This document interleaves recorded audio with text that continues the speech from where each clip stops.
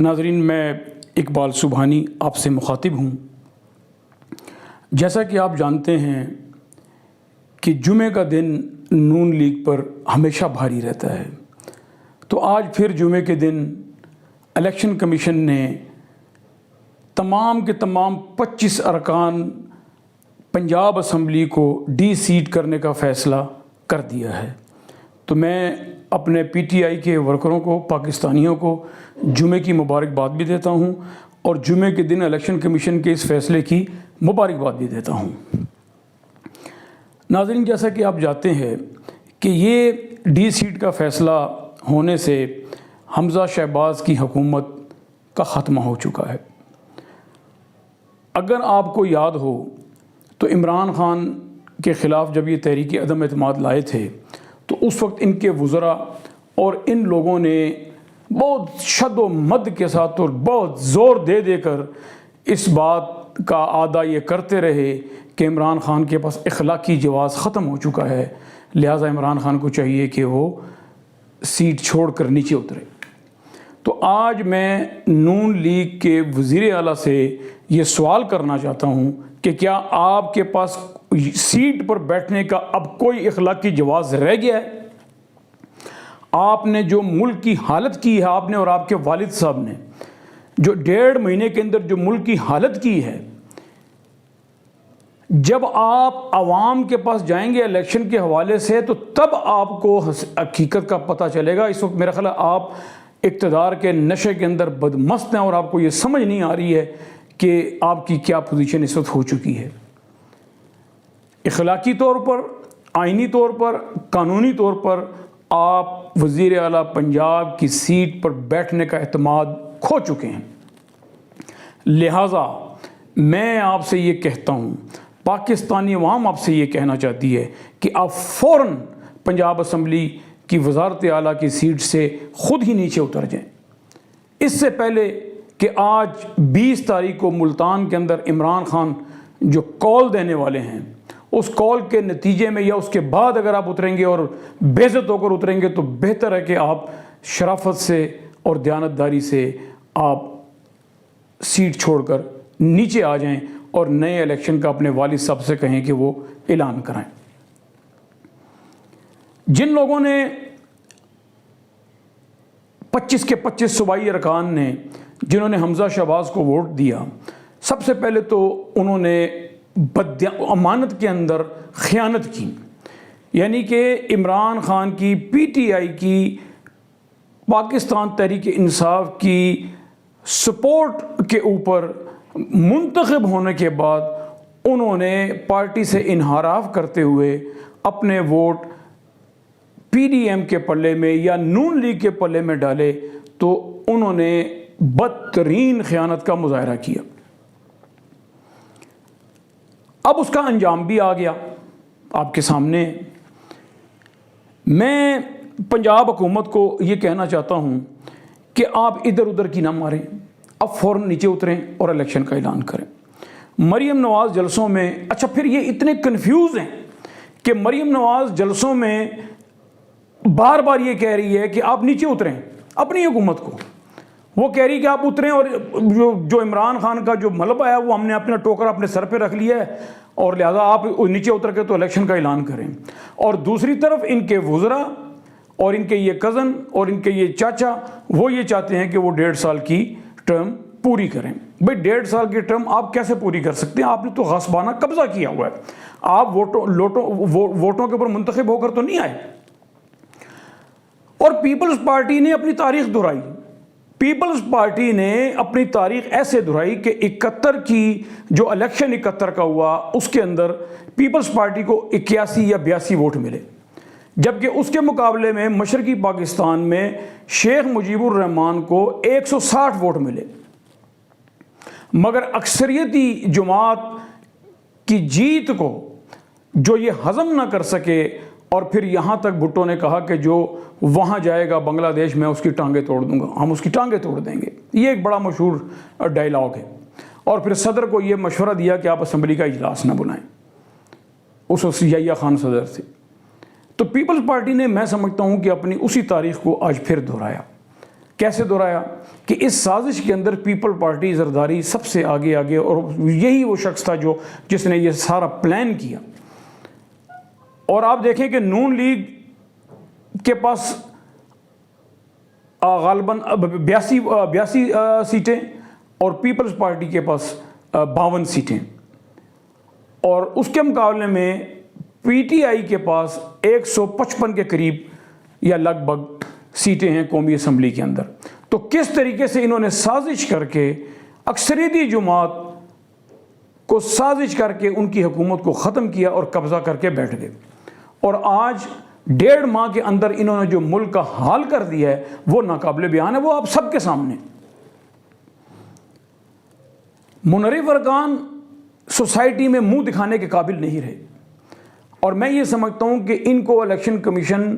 جب یہ پورا فیصلہ آئے گا تو شاید تاحیات ان کو نائل کر دیا جائے گا. اور اگر یہ تاحیات نائل نہ بھی ہوئے تو یہ سوسائٹی میں کیا جانے کے قابل ہیں؟ کیا یہ ووٹ الیکشن لڑنے کے قابل ہیں؟ کیا ان کو کوئی بھی غیرت مند انسان، عزت دار انسان، بااصول انسان کیا ان کو ووٹ دے گا؟ اب یہ تو سیاست کے اندر سمجھیں کہ ایک بے معنی سی چیز ہو کے رہ گئی ہیں کہ جو ایگزسٹ نہیں کریں گے انشاءاللہ سیاست کے اندر. اور میں سمجھتا ہوں کہ یہ بھی ایک عبرت ہوگی ان لوگوں کے لیے کہ جو اس قسم کی سوچ رکھنے والے ہیں کہ جب ان کو ڈی سیٹ کیا گیا اور ہمیشہ کے لیے تا حیات جب ان کو نائل کیا جائے گا تو پھر یہ شاید بہت سے لوگوں کے لیے بھی سبق ہوگا اور بہت سے لوگوں کے لیے وارننگ ہوگی کہ جو اس قسم کے گھنونے اور گھٹیا کھیل کھیلتے ہیں. عمران خان جو کال دینے والے ہیں، میں سمجھتا ہوں کہ گلگت بلتستان، کشمیر، خیبر پختونخوا،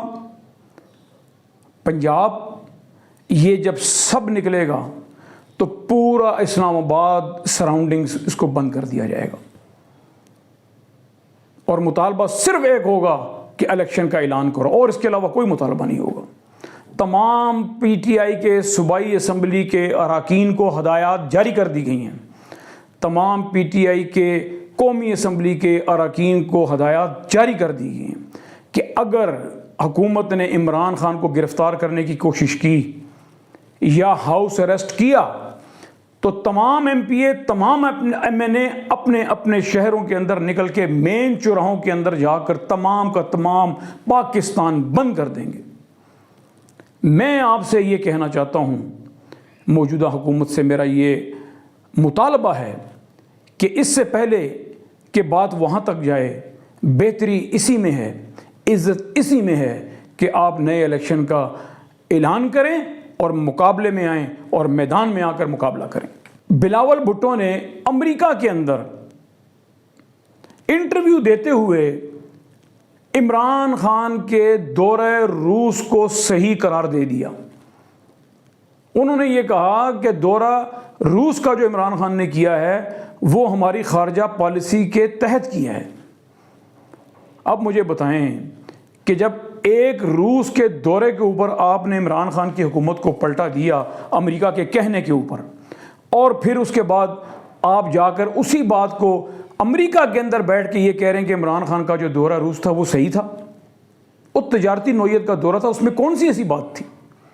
جس دورے کی بنیاد کو بنیاد بنا کر امریکہ نے آپ کو سازش کروا کے حکومت ختم کروائی. آج آپ امریکہ میں بیٹھ کے کہہ رہے ہیں کہ اس کا جو دورہ تھا وہ خارجہ پالیسی، ہماری خارجہ پالیسی کا ہی نتیجہ تھا، اور وہ تجارتی دورہ تھا اور وہ ٹھیک دورہ تھا. یہ تو ان کے حالات ہیں. ابھی کل پرسوں کی بات ہے، سینیٹرز کا ایک وفد امریکہ گیا جس کی قیادت پیر صابر شاہ نے کی، جو سابق وزیر اعلیٰ بھی ہیں. یہ 5 اراکین شاید کے اوپر مشتمل یہ قافلہ تھا سینیٹرز کا،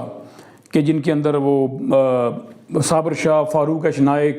اور قرۃ العین مری اور مشتاق خان اور ایک شخص اور تھے. تو جب یہ وہاں گئے تو یہ وہاں پر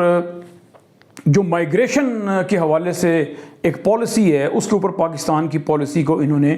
وہاں پر امریکہ کے اندر اقوام متحدہ کے ایک فورم کے اندر انہوں نے یہ بات اس کے اوپر کرنی تھی۔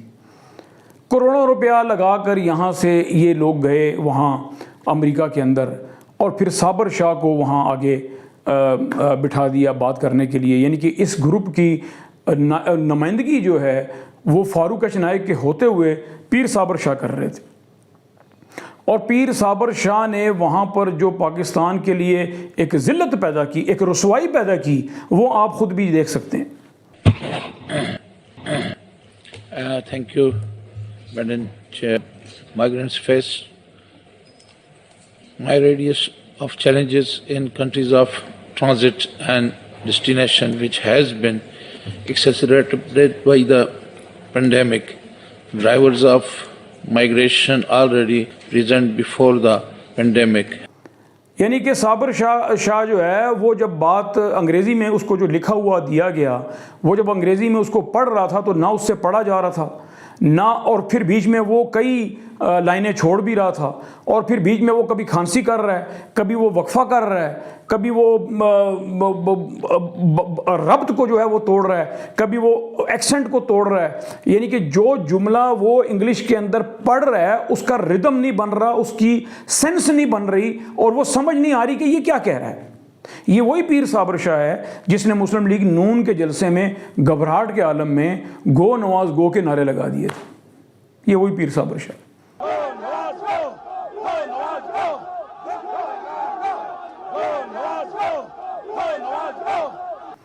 تو وہ جو دورہ تھا جو اقوام متحدہ کے اندر، امریکہ کے اندر کروڑوں روپے خرچ کر کے سینیٹرز یہاں سے گئے، اور وہ ایک لکھی ہوئی تقریر کو بھی وہ شخص نہیں پڑھ سکا، وہ اپنا موقف بھی بیان نہیں کر سکا، اور پھر کیا ہوا کہ جو وہاں کی آرگنائزر تھی، جو وہاں کی انچارج تھی اس سیشن کی، اس کو مداخلت کرنی پڑی، اور پیر صابر شاہ کو اس کو روکنا پڑا، اور رو کر اس نے یہ کہا کہ یہاں اور بھی بہت لوگ ہیں، انہوں نے بات کرنی، آپ ٹائم ضائع کر رہے ہیں، آپ زیادہ بات نہ کریں، بس اس کو آپ ختم کریں۔ تو صابر شاہ پاکستان سے کروڑوں روپیہ خرچ کر کے ان کو وہاں بھیجا گیا، جس مقصد کے لیے بھیجا گیا وہ مقصد بالکل ختم ہو گیا۔ نہ کسی کو سمجھ آئی کہ اس نے کیا کہا ہے، نہ وہ سمجھا سکا، نہ وہ انگلش میں صحیح طرح بات کر سکا۔ بھائی بات یہ ہے کہ تم اردو میں بات کر لو، تمہیں اگر بات انگلش میں تم کس لیے کرتے ہو، تم اردو میں کر لو، وہاں وہ ٹرانسلیٹر ہوتے ہیں، ترجمان ہوتے ہیں، وہ اس کو انگلش میں ترجمہ کر دیتے ہیں، کوئی اتنی بڑی بات تو نہیں ہے۔ تو خدا کا واسطہ ہے اس کو یہ پرچی سسٹم کی جو پرچی گروپ ہے نا، اس سے میں پوری پاکستانی قوم سے ایک اپیل کرتا ہوں کہ اس پر خدا کا واسطہ اس پرچی گروپ سے جان چھڑائیں۔ یہ پرچیاں پڑھتے ہیں، ان کو پتہ نہیں ہوتا کہ ہم نے کیا بات کرنی، یہ گفتگو بھی پرچی ہاتھ میں رکھ کر تو گفتگو کرتے ہیں انگلش کے اندر۔ بھائی تم اردو میں بات کر رہے ہو نا، ترجمان ساتھ بٹھا لو،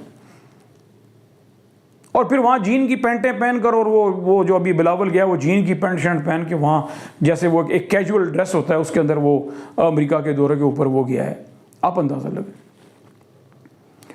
بہرحال باتیں تو بہت ساری ہیں، میں آپ کو ایک مرتبہ پھر مبارکباد دیتا ہوں کہ آج الیکشن کمیشن کا جو فیصلہ ہے